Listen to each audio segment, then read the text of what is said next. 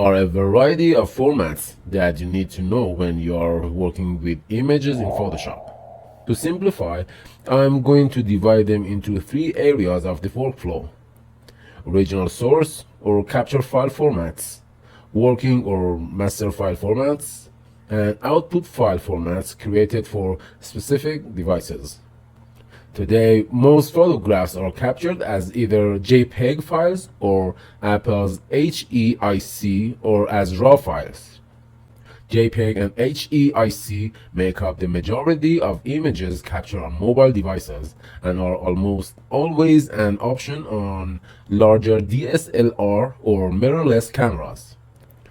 Both JPEG and HEIC file popularity is based primarily on the fact that the files are really small, so you can store a large number of photos on a single mobile device or card, and they can be written to these devices very quickly. However, the reason that the files are small is because these formats throw away information using a process called lossy compression. Depending on the amount of compression, which we don't always have control over, the quality of the photograph can range from very high, where it's difficult to even tell that the file is compressed, to very low, where compression artifacts such as blending between colors or large blocks of color start to become very noticeable. The primary issue is that these file formats that use the lossy compression have significantly less flexibility when making adjustments, such as changing colors and tones in Photoshop. Because of these potential problems, when given the option, many photographers prefer to capture images using a RAW file format, because RAW formats don't throw away any information using lossy compression. They still use compression, but it's a different type of lossless compression that doesn't discard information, so the quality of the image is not compromised. This gives RAW files more flexibility when making edits and enhancements to the image after capture, because there is more information.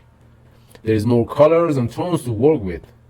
Now, most camera manufacturers have their own branded RAW file formats. For example, the Nikon branded RAW files have the extension .nef, and Canon uses .crw, but they're all still considered RAW files.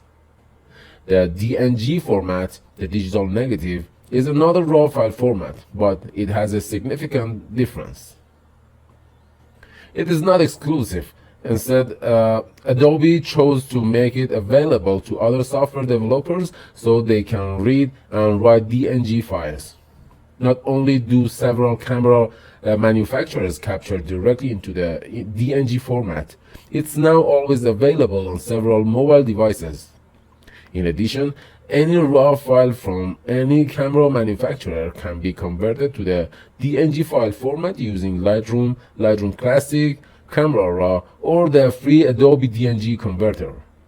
Alright, the next group of file formats are used to save what I would refer to as working or master files, and are used when saving multi-layered documents for Photoshop. They include PSD files, TIFF files, and Adobe Cloud documents.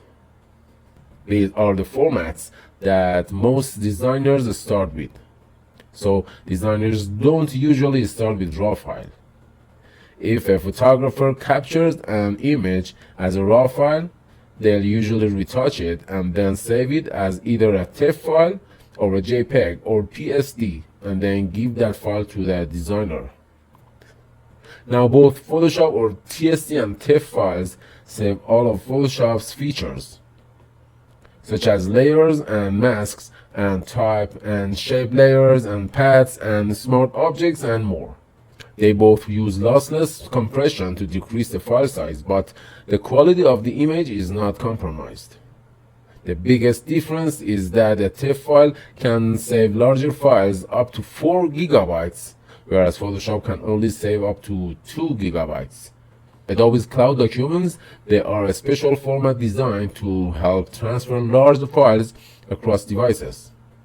For example, between Photoshop on the desktop and Photoshop on the iPad, When you save a document as a cloud document, the file is saved in Adobe's cloud instead of on your local device. And these files have special features such as the ability to save only those portions of a file that have been edited, making it much more efficient to share these files between devices. They also automatically keep track of version as you work, and they have additional collaborative editing options. Now, the last group of files that are used is when it comes time to output and share your files to either be printed or displayed on a specific device. In most instances, you'll want to save a copy of your image that has been resized and optimized for that device. To reduce file size, these output file formats often flatten the image so there is no layers, and they compress them so that it's easier to upload or transfer the files more quickly. Exporting or saving a copy allows you then to return to the working file or the master file if you need to make changes to it. When sending images to be printed, it's best to ask what format the lab or service provider prefers. Ideally, they will request a flattened TIFF or PSD file in order to maintain the highest quality possible, but it's often faster and therefore more desirable to upload or transfer and print JPEG files. So if you are sending JPEGs, just be sure that the quality setting remains high, or you may see unwanted banding or artifacts in the image.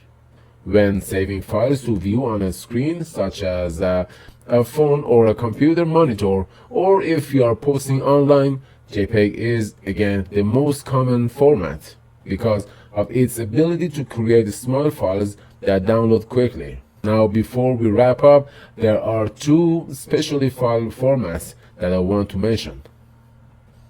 PNG is a popular file format to save type or graphics for the web that need to display transparent areas.